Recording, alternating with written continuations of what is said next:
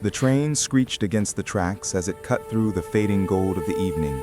But inside the carriage, the real noise was the silent tension building around a girl who hoped no one noticed the fear growing behind her carefully steady breaths. In that moment, surrounded by strangers and shadows stretching across dusty windows, she felt utterly alone, until a single father, with nothing but instinct and heart guiding him, stepped forward without thinking twice. This was the moment everything changed. This was the moment a quiet, exhausted man became someone's unexpected hero. If you believe in kindness, second chances, and the courage of ordinary people, please like, comment, share, and subscribe to the channel. The girl's name was Hannah, a university student who had boarded the late train after spending long hours finishing her part-time shift. She carried the kind of tiredness that made her bones feel heavy, but it wasn't just exhaustion from work. It was the exhaustion of trying to be brave every single day. Life had been a bit too rough on her lately. Financial struggles, academic pressure, and the kind of loneliness that clings stubbornly even in crowded rooms. She sat by the window, hugging her backpack, hoping the rhythmic rumble of the train would lull her into a momentary peace. But peace rarely lasts on trains running too late into the night. A group of 3 men, half drunken and fully reckless, lingered near the door, laughing too loudly and glancing too often in her direction. At first she tried to focus on the passing lights outside, pretending she didn't see the way their eyes crawled over her.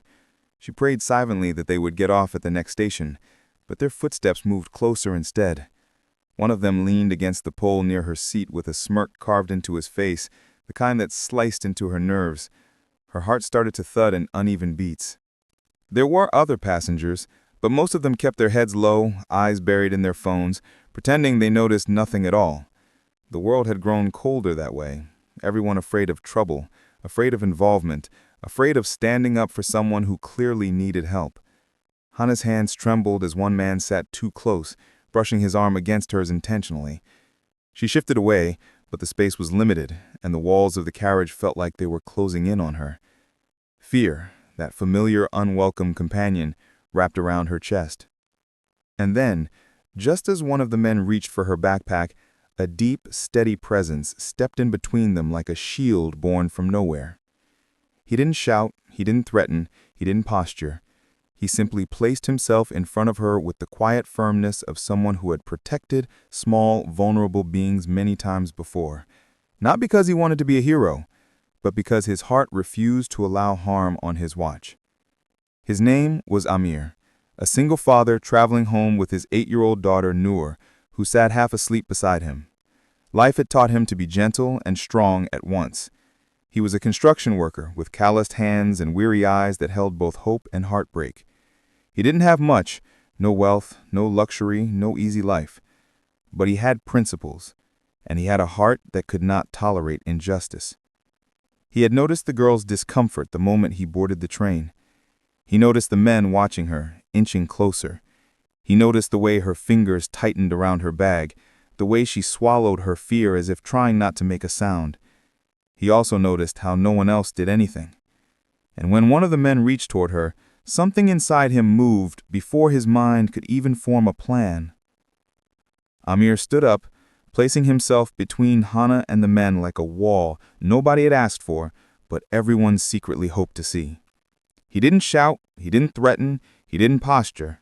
He simply placed himself in front of her with the quiet firmness of someone who had protected small, vulnerable beings many times before. Not because he wanted to be a hero, but because his heart refused to allow harm on his watch.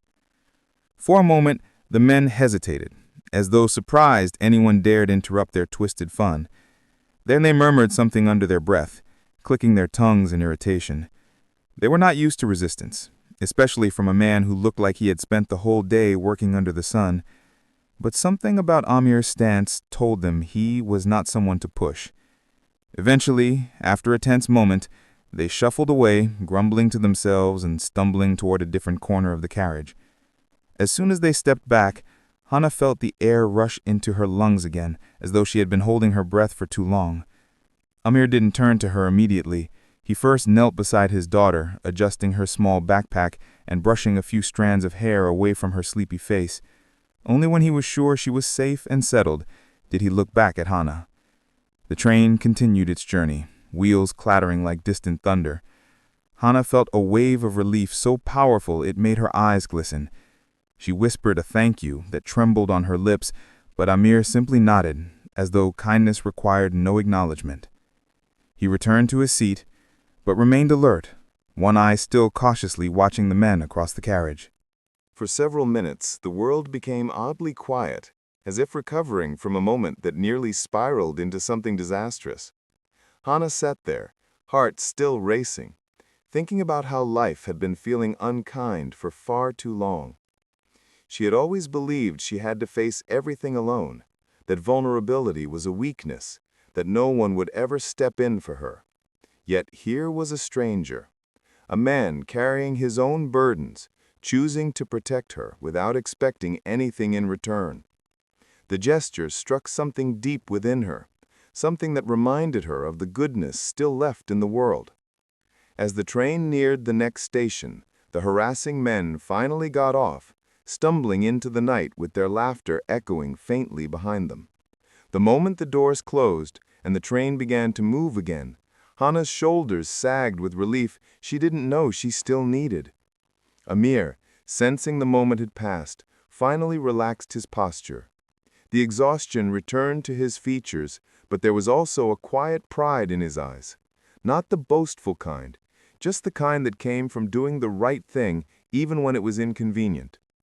Hana watched him, noticing the tiny details about him she had been too overwhelmed to see earlier.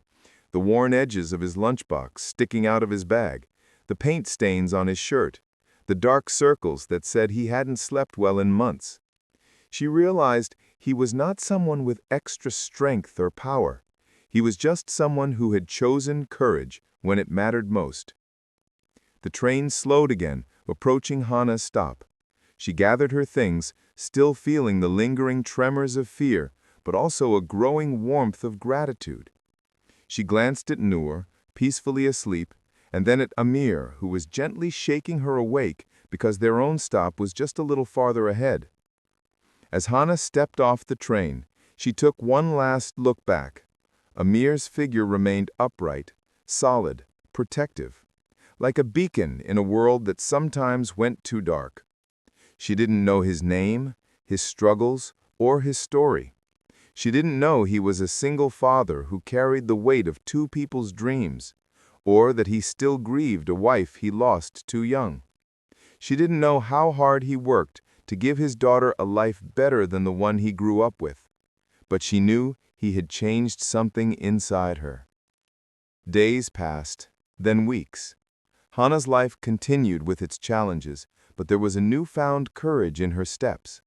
The memory of that night, the terror, the helplessness, and then the sudden shield of protection lingered in her mind like a reminder that even in the coldest moments, kindness can appear unexpectedly. One rainy evening, fate did what it always does when two stories are meant to cross paths again. Hana walked into a small roadside shop seeking shelter from the downpour, only to spot Noor trying to reach a packet of biscuits on a shelf too high for her. Before Hana could offer help, Amir appeared from the next aisle, gently lifting his daughter to grab what she wanted. When he turned, their eyes met, two worlds reconnecting with a soft sense of recognition. This time, Hana didn't feel fear or vulnerability. She felt gratitude, warmth, and a quiet connection she couldn't explain. Amir greeted her with a polite nod, as though seeing someone he had once protected brought him a subtle comfort. They spoke briefly, Hana thanking him again, Amir telling her she didn't need to. It was nothing, he said, but to Hana, it had been everything. Every now and then, life gifts us with strangers who restore the faith we didn't realize we were losing. Amir became that for her, even if their interaction was short-lived. She realized that heroes don't always wear uniforms or have dramatic entrances.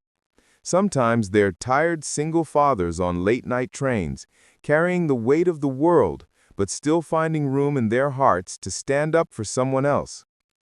If this story touched your heart, please don't forget to like, comment, share, and subscribe.